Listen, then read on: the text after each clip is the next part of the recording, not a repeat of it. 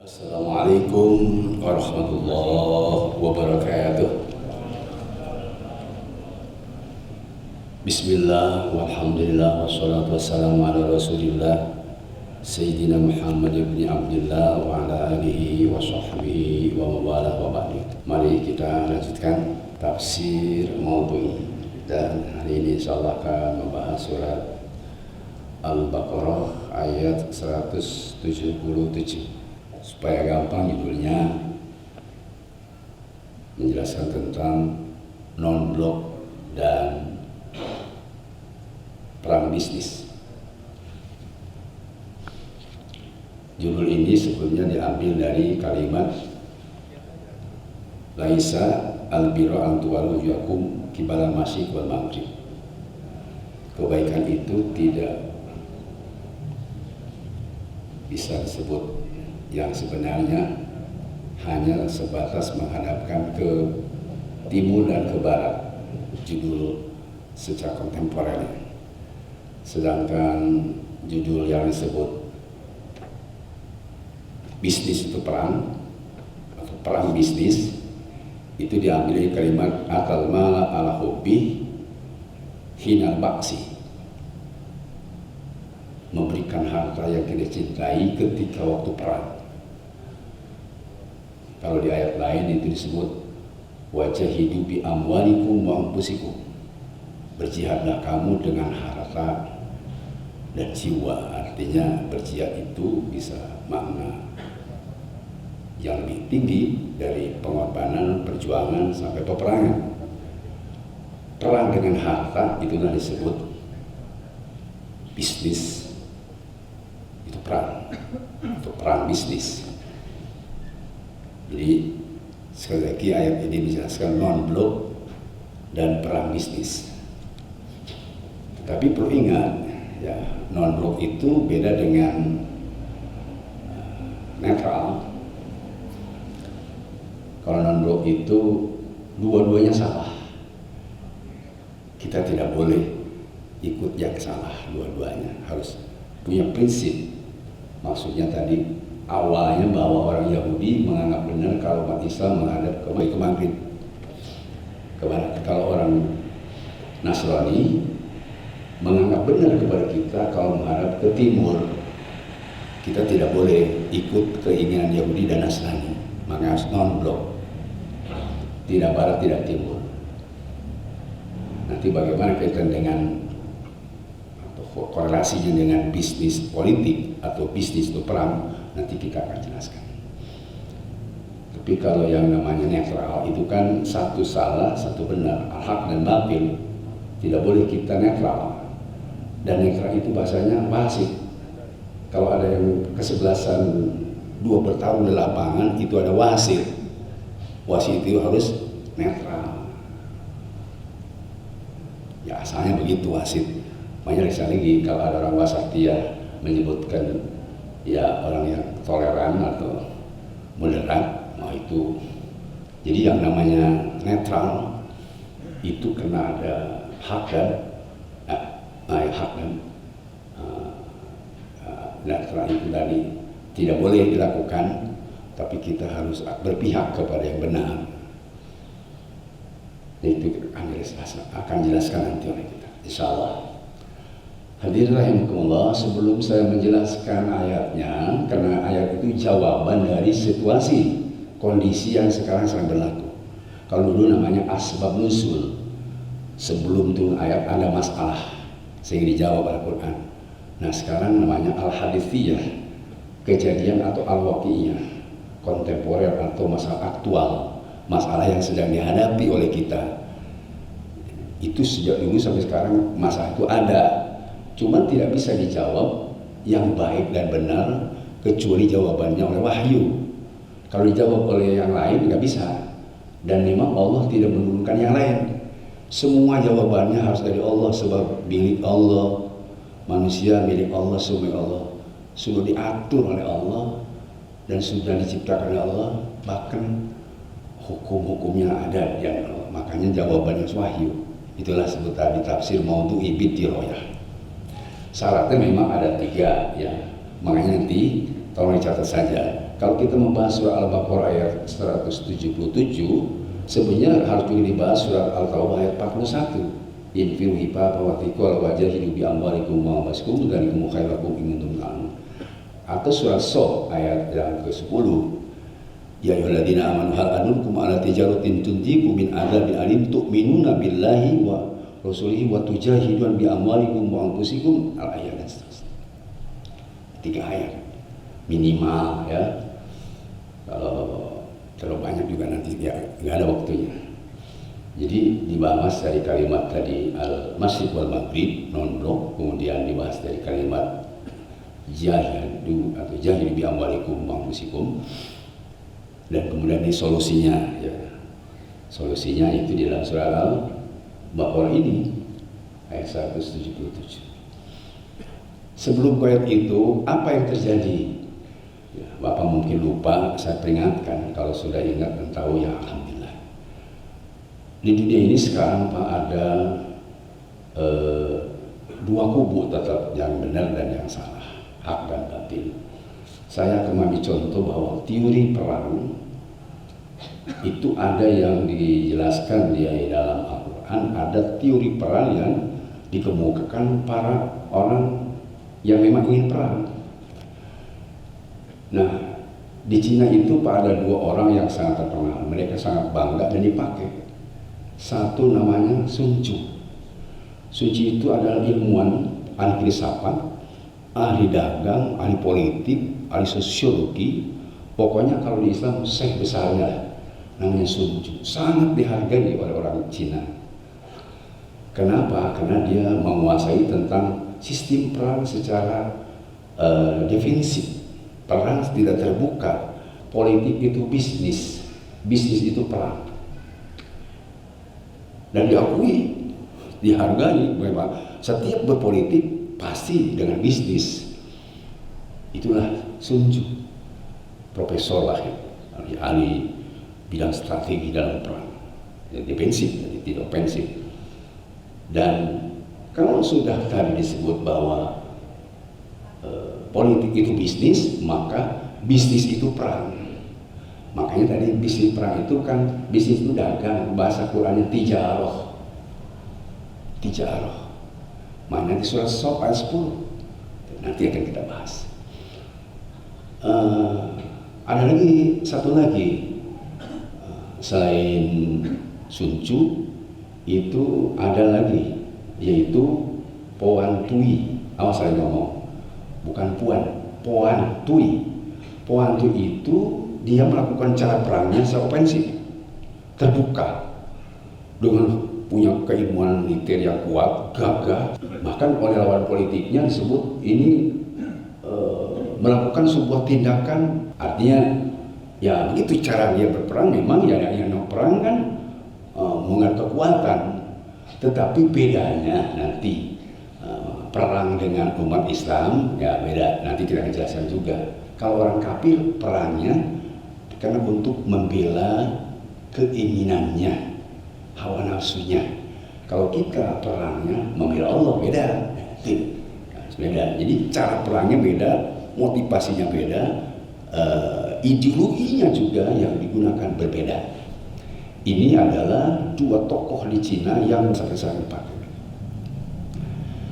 Nah, kalau misalnya tadi ada disebut bisnis itu politik atau politik bisnis, sesungguhnya di dalam perjuangan umat Islam juga kan ada sejarah-sejarah yang harus dijelaskan juga di dalam ayat ini.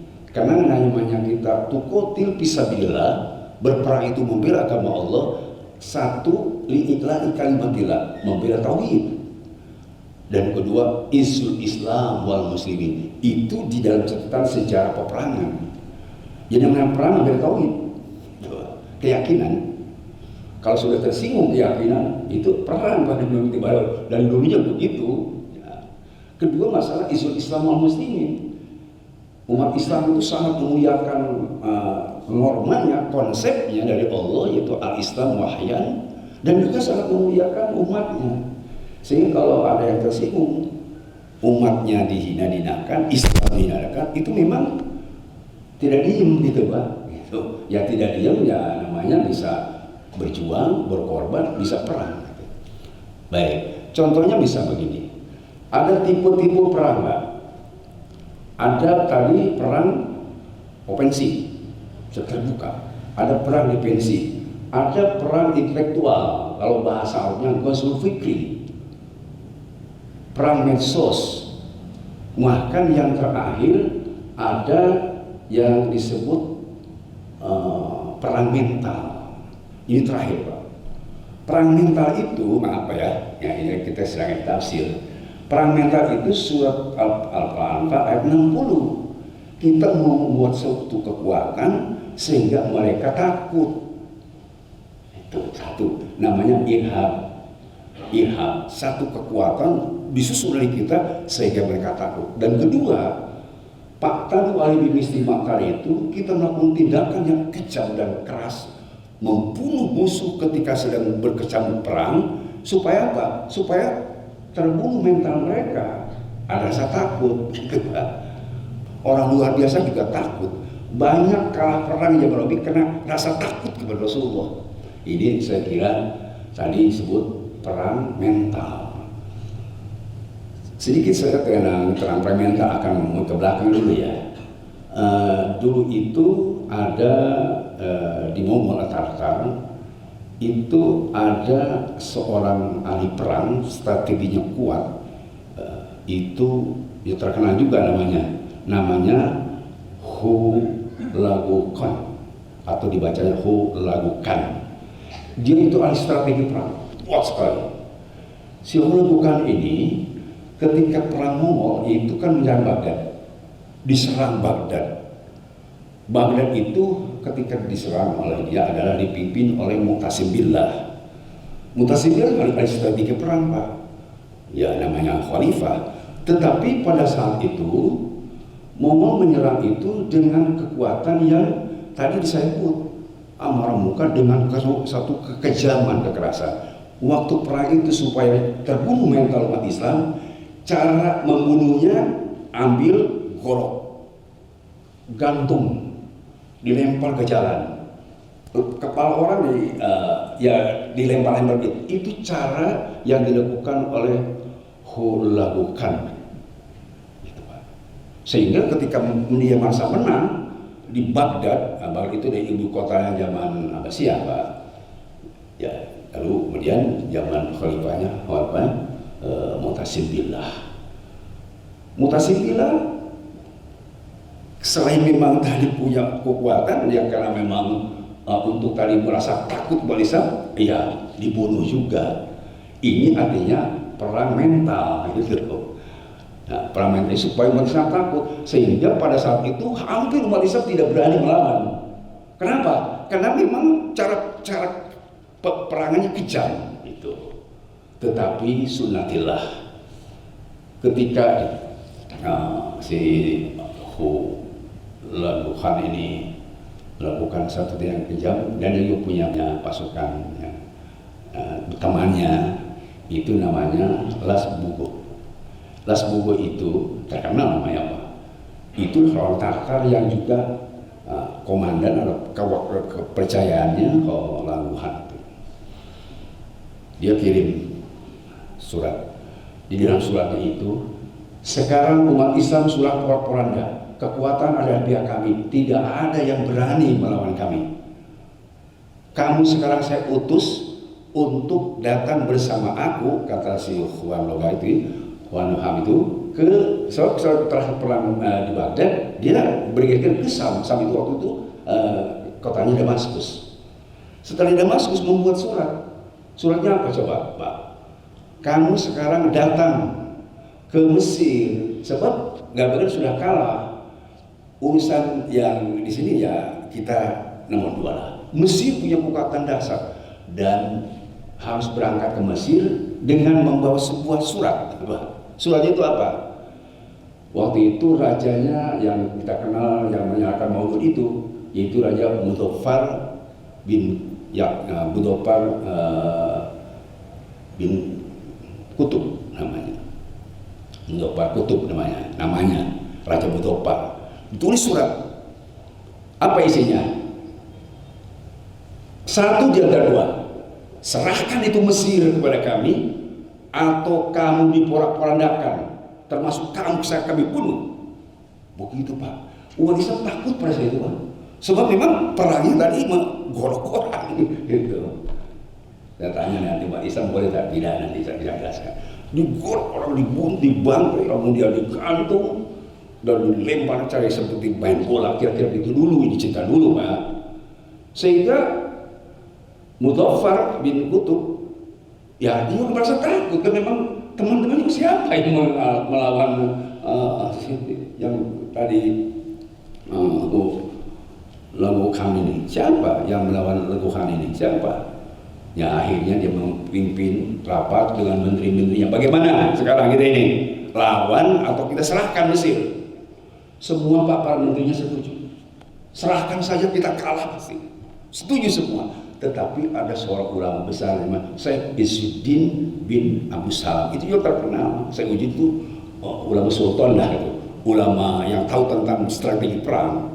Kata Syekh Izzuddin, saya nggak setuju kalau diserahkan. Tidak boleh tanah Mesir sejengkal pun diserahkan kepada Mongol. Kita perlawan. Bagaimana Pak Menteri? Nah, di waktu itu kan ya rajanya kan Mudhaffar. Dia sebagai ulama saya tidak setuju. Disetujui oleh Mudhaffar. Tutup itu, tapi ada syarat. Kalau begitu sekarang Tuan Syekh harus membuat fatwa jihad, umumkan ke masyarakat dan kumpulkan sumber dana. Oke? Kata Syekh Abdus Salam. Tapi saya minta satu syaratnya, seluruh kekayaan raja korbankan untuk perang. Sebelum merayap, seluruh kekayaan korbankan untuk perang. Itu tadi wajah hidup yang malikum. Begitu dilaksanakan, dikumpulkanlah semua kekuatan. Di sana itu kan saya sampaikan kemarin, Palestina ada utara, ada selatan. Dia ngambil di posisi utara, yaitu di Ain Jalut namanya. Di situ dia minta perang dengan siapa tadi? Labuhan itu. Si Labuhan itu di situ perangnya. Berkecamuk perang Pak. Ada kurang lebih sekitar puluhan ribu dibawa oleh raja dari Mesir, dan juga di bawah pasukan. Komandannya adalah ulama setelah dipatwakan. Saya tidak harus baca fatwanya, tapi bahasa Indonesia saya. Saudara-saudara orang Mesir yang mengaku bangsa Mesir, mari kita perang. Lawan tuh si silakan lawan, ayo. Dan seluruh orang yang punya duit korbankan semua. Dia membaca ayat tertentu, ayatnya itu Faqtulu haitsu wajadtumuhum, bunuh untuk orang-orang kafir kalau perang waktunya. Dan yang kedua, wajahidu bi amwalikum wa anfusikum, keluarkan semua dana untuk kita perang. Begitu Pak, begitu perang di Ain Jalut itu kalah yang kekuatan Mongol Tartar. Sejarah saya sampaikan, kalah di Bani Malik itu Tartar Mongol kalah itu oleh Raja Mudhaffar bin Qutb dan di bawah pimpinan seorang ulama besar yaitu Izzuddin bin Abu Salam. Kalah Pak. Seandainya Mesir pada waktu itu tidak ada fatwa jihad dari seorang ulama, tidak lagi Islam pada Indonesia, habis semua oleh Tartar dan Mongol. Karena memang sunnatillah, alhamdulillah bitaktillah, kemenangan raja dari Mesir, terus Islam berkembang lagi, berlari lagi. Itu namanya perang mental. Itu saja Pak, supaya Bapak tahu. Jadi kita bersyukur karena perang tadi di Mamalik pada bahasa apa itu namanya Mudhaffar itu sama tadi dibalas. Karena waktu perang sih itu juga dibencikan satu-satu, dibalas. Bahkan itu si Bugo itu, si Katib Bugo, kan itu komandannya ditangkap, dibunuh, dan bercerita dipenggal, dikirim gitu ke Mongol. Takut mereka. Yang dipercaya komandan perangnya kalah. Bapak ingat dulu ketika Galuh Pak Karno dan datang multi pasukan apa? Sekutu. Kalau tidak Hasyim Asy'ari melakukan fatwa jihad, nggak ada merdeka Pak. Dikeluarkan fatwa jihad sehingga kita kenal Arek Surabaya, Malabi, jenderal dari Inggris Ya, meskipun dibunuhnya oleh santri. Santri dibunuhnya. Salah pengertian perang geus eureun kok. Ya, tapi namanya masa perang kan. Begitu dulu sejarah. Kalau seandainya santri tidak berubah lagi, tidak akan cerita merdeka Indonesia. Kenapa Pak? Pak Wajihan, seorang syekh ulama besar, Syekh Hasyim Asy'ari, cerita itu. Kalau dulu tidak ada Syekh Izzuddin yang fatwa jihad di Mesir, tidak akan ada Islam di dunia. Habis orang Tartar dan Mongol. Ya, bisa Bapak tanya sejarahnya. Itu salah satu nama cara perang, gitu. Perang mental, perang medsos, memang macam-macam perang. Baik Bapak semua, sekarang baru saya akan baca. Kenapa kita harus menceritakan tentang tipologi perang? Memang sekarang itu ya perang juga banyak Pak ya. Perang medsos. Bapak kayak ayah Pak, perang suami istri. Karena suaminya nikah lagi. Perang suami istri tenang aja.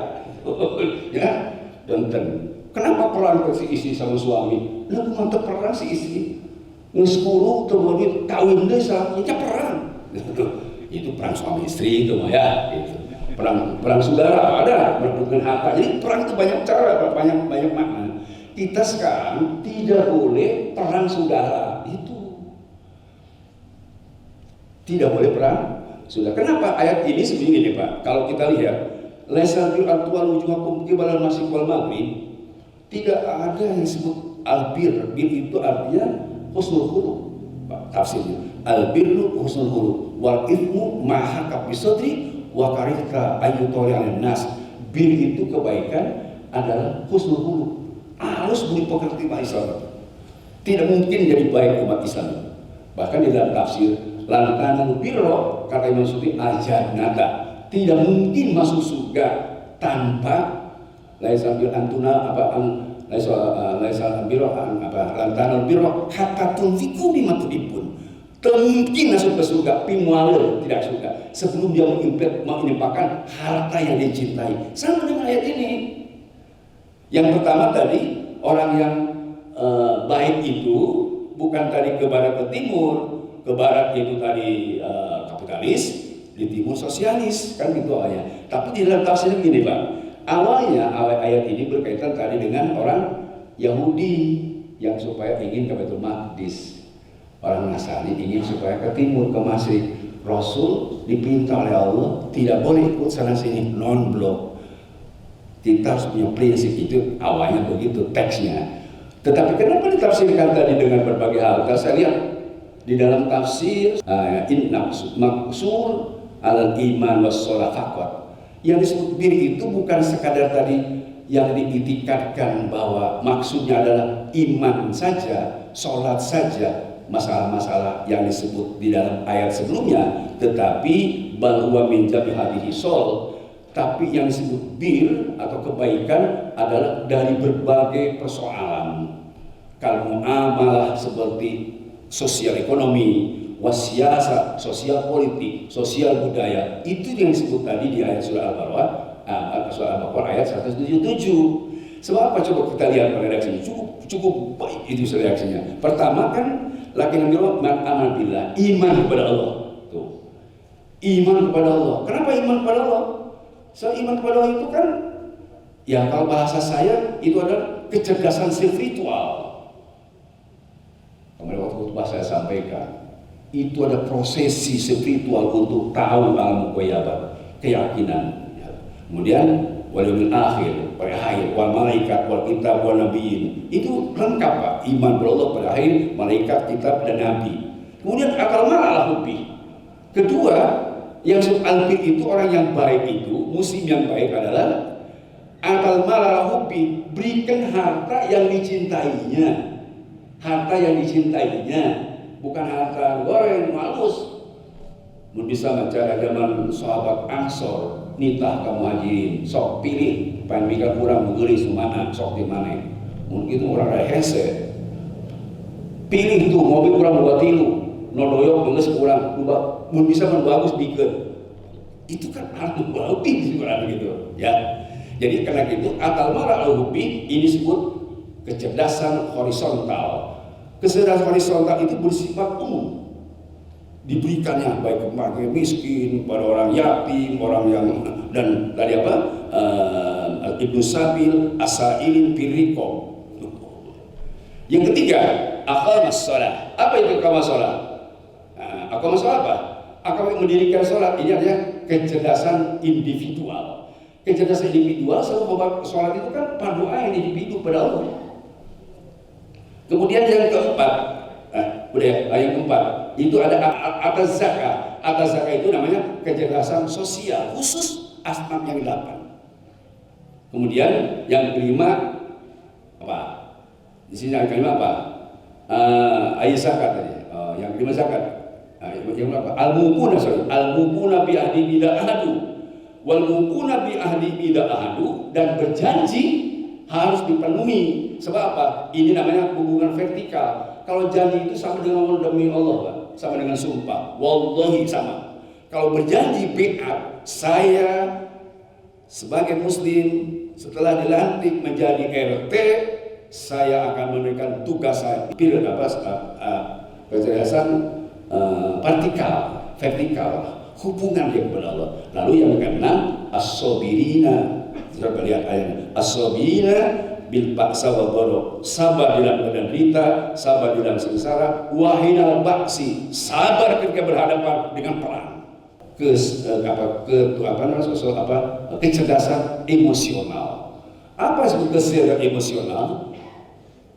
Emosi kita itu, Pak, ya maaf, kalau tidak punya emosi, tidak bernafsu, ya nggak bisa. Ketika perang itu harus ada emosi. Emosinya apa? Ingin mengalahkan musuh, tapi tujuannya vertikalnya pada Allah. Syariatnya kita perang harus menang, syariatnya. Bapak semua, inilah yang disebut tadi persoalan-persoalan kita. Kita sekarang dihadapkan dengan perang apa, Pak? Ya, saya tanya, kira-kira kita sekarang yang paling besar perang apa? Saya dari baik. Yang paling besar menurut saya itu adalah perang bisnis atau jihadul mal, jahidu bi amwalikum. Yang tadi menurut Kare Sun Tzu adalah politik itu bisnis, bisnis itu tidak perang. Ya, dengan siapa kita sekarang perangnya? Nah, saya tadi berikan contoh, besoknya besok mana? Dan itu sangat dikagumi oleh mereka. Bangsa manapun yang ikut kepada teori Sun Tzu pasti sama. Setiap politik pasti bisnis, dan kalau bisnis untuk perang. Jadi berarti kita kalau melihat teori ini, perangnya dengan punya yang teori tadi. Bagaimana jawabannya? Ya, sebetulnya Pak, maaf, saya ya bukan bidangnya, tetapi saya baca-baca aja. Dulu kan kita ada Orde Lama, kemudian Orde Baru. Setelah Orde Baru Pak Harto turun, ada reformasi, ada satu pasal impres ya, yang menurut saya awal mungkin dari situ alam betul tidaknya. Tapi ada nomor 26 tahun 98 tentang apa? Tentang menghilangkan kata pribumi dan non pribumi. Jadi tidak ada istilah pribumi non pribumi, tidak ada. Ya, satu. Kedua, di zamannya presiden yang ketiga, empat ya. Ya, itu ketika presiden keempat ada pasal juga, pasal nomor 6 tahun 2000 tentang apa? Tentang agama, kepercayaan, dan adat istiadat Cina. Itu Kepres, bukan Impres, mencabut apa? Mencabut pasal 14, pasal nomor 14 tahun 67 tentang apa? Tentang larangan kaum Tionghoa asli Cina melakukan ibadah atau ritual mereka itu di tahun 67, dan juga dilarang menggunakan huruf Cina. Tapi oleh presiden yang berikut tadi itu ada nomor 6 tahun 2000 itu tentang agama, kepercayaan, dan adat istiadat Cina. Makanya muncul pesan berikutnya mengeluarkan pres juga. Itu nomor 9 tahun 2002 apa? Tentang apa? Megawati itu yang buat tentang hari Imlek, tentang perayaan Imlek menjadi libur nasional.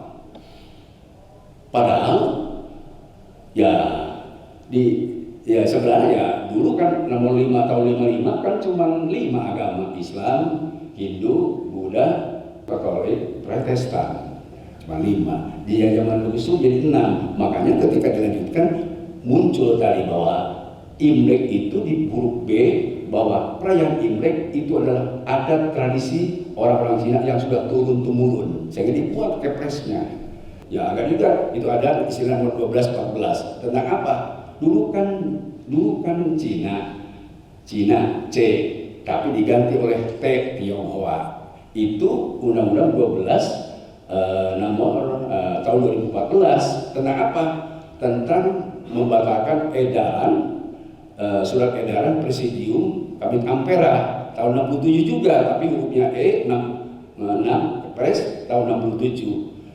Jadi dulu mah istilahnya Cina, kemudian jadi Tionghoa. Dulu mah asalnya RRC, Republik Rakyat Cina, diganti RRT, Republik Rakyat Tionghoa.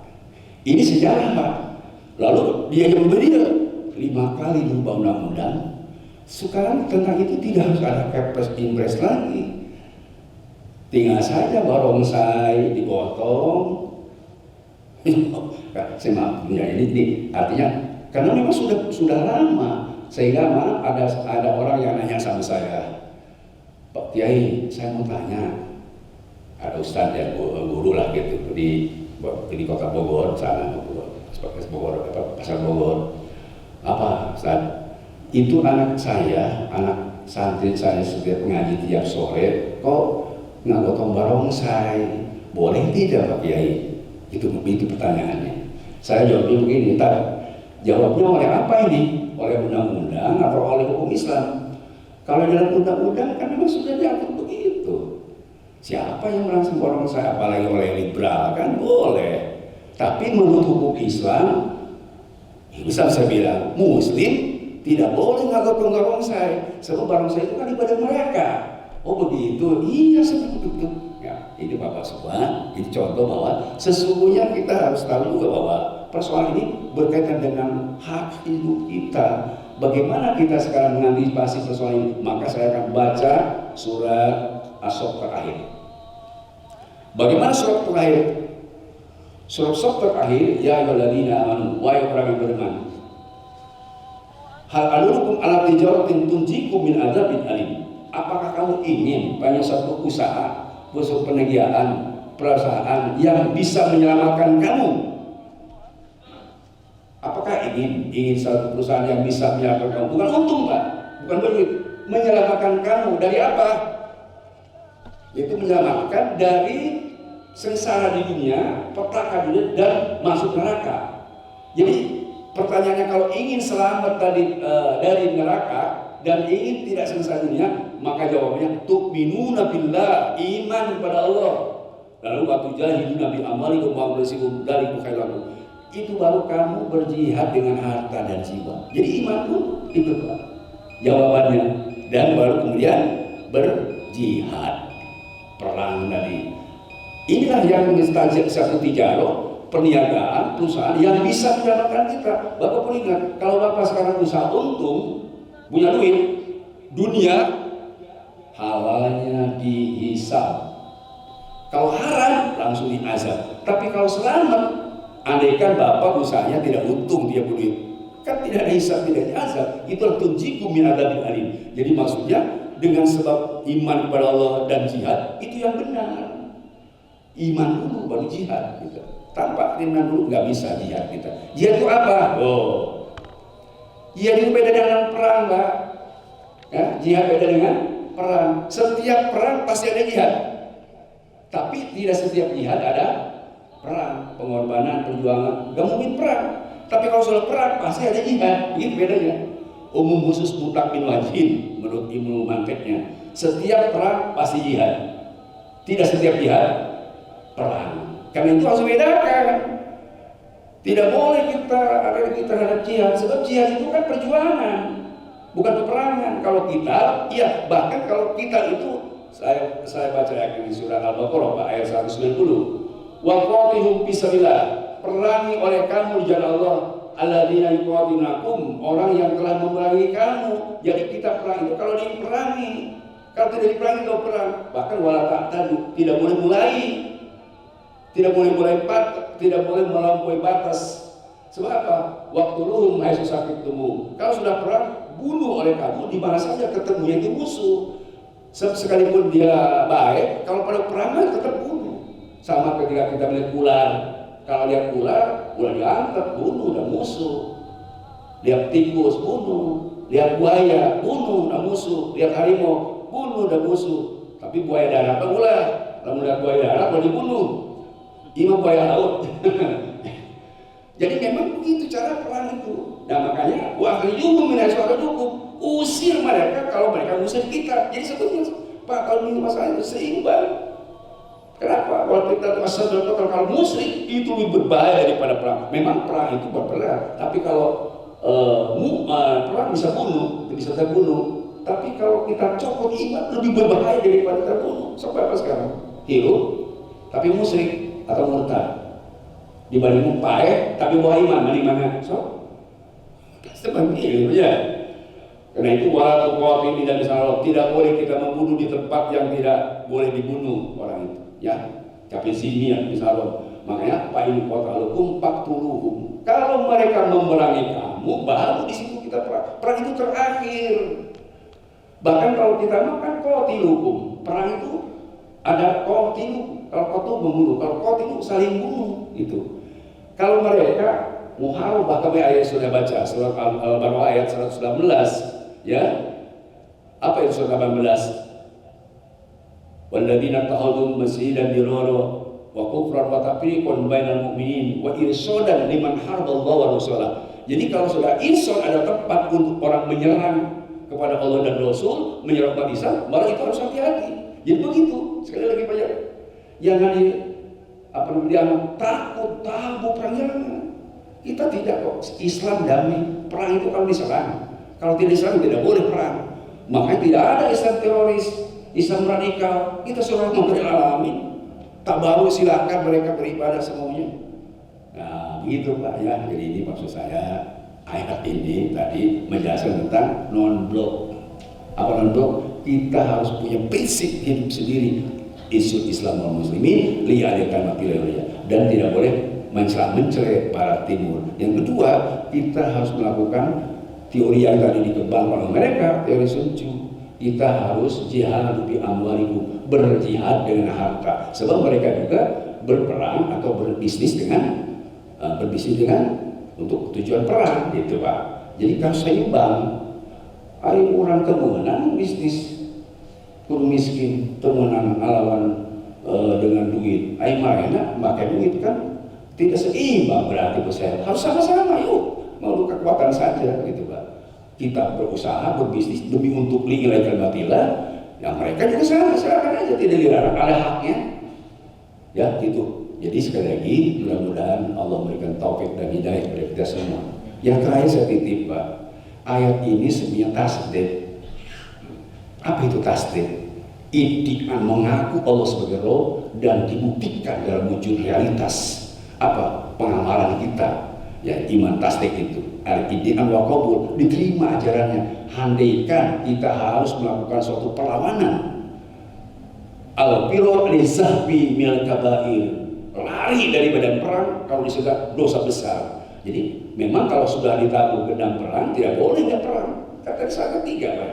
Satu, menurut Imam Damasari saya lihat boleh perang itu pertama alladzina yuqatilunakum alladzina yunajizunakum qital dunal muhadizin. Perang itu kepada mereka yang sudah menabuh genderang perang, sudah memulai perang. Kita tidak boleh tinggal yang satu. Kedua, walladzina yunasibuna qital dunaman laisa min ahli munasabah minasui wasibyan wal ban. Perang itu juga kepada orang yang diindikasikan bakal nyerang, punya kekuatan. Kelihatannya diem, tapi dia bakal nyerang. Itu juga perang juga. Beda dengan aki-aki, kakek-kakek, nenek-nenek, anak kecil. Tidak masalah lawan itu mah. Jadi kalau kita sedang perang lihat aki-aki, ulah di operan, aki jangan diapa-apain, aki-aki. atau perempuan atau anak kecil, itu tidak boleh. Yang ketiga, ini boleh perang itu memang di sini. Yang ketiga apa?